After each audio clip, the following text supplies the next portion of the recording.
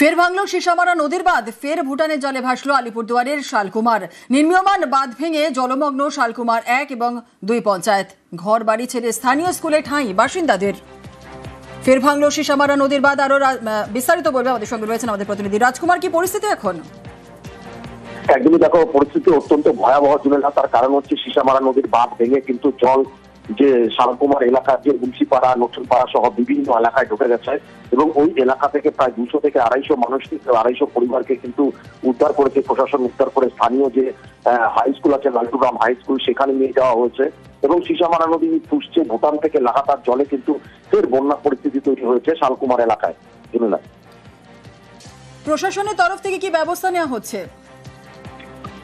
দেখো, প্রশাসনের তরফ থেকে ইতিমধ্যে ত্রাণ শিবির খোলা হয়েছে। ত্রাণ শিবিরে এই সমস্ত বন্যা কবলিত মানুষদেরকে থাকা এবং খাওয়া তার ব্যবস্থা করা হচ্ছে এবং শুধু তাই নয়, বিভিন্ন এলাকায় মাইকিং করে জল আরো বাড়তে পারে বলে সতর্ক বার্তা দেওয়া হচ্ছে। বেশ, ধন্যবাদ।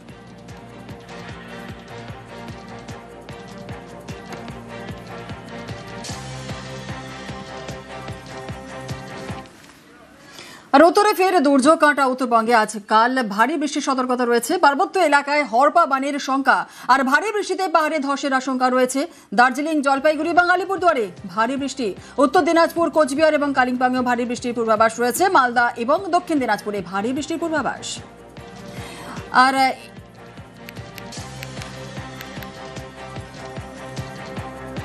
এর পাশাপাশি দক্ষিণবঙ্গের দিকেও নজর রাখতে হচ্ছে, কারণ দক্ষিণবঙ্গে বিক্ষিপ্ত বৃষ্টির পূর্বাভাস রয়েছে। কলকাতা, হাওড়ায় বৃষ্টির সম্ভাবনা সব থেকে বেশি রয়েছে। আরো বিস্তারিত বলবে বিশ্বজিৎ শাহ, আমাদের প্রতিনিধি রয়েছে। বিশ্বজিৎ, কি বলছে হাওয়া অফিস?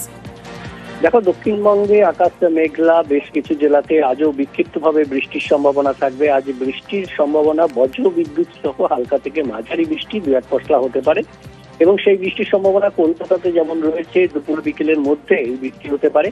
এছাড়াও হাওড়া, নদিয়া, উত্তর ও দক্ষিণ 24 পরগনা এবং পূর্ব মেদিনীপুর, এই জেলাগুলিতে আজ বিক্ষিপ্তভাবে এই বৃষ্টির সম্ভাবনা থাকছে। আগামীকালও বিক্ষিপ্তভাবে হালকা বৃষ্টির সম্ভাবনা কোথাও কোথাও থাকবে, আংশিক মেঘলা আকাশ থাকবে।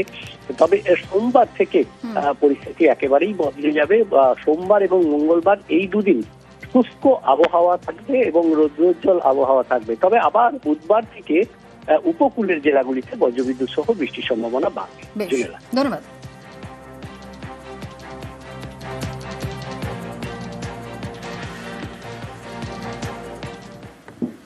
আর এবার একটা মন ভালো করা ছবি আপনাদের দেখাই।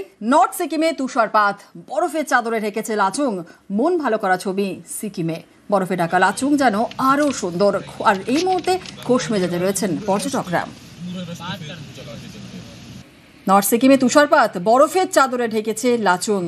মন ভালো করা ছবি সিকিমে। বরফে ঢাকা লাচুং যেন আরো সুন্দর। খোশ মেজাজে রয়েছেন পর্যটকরা।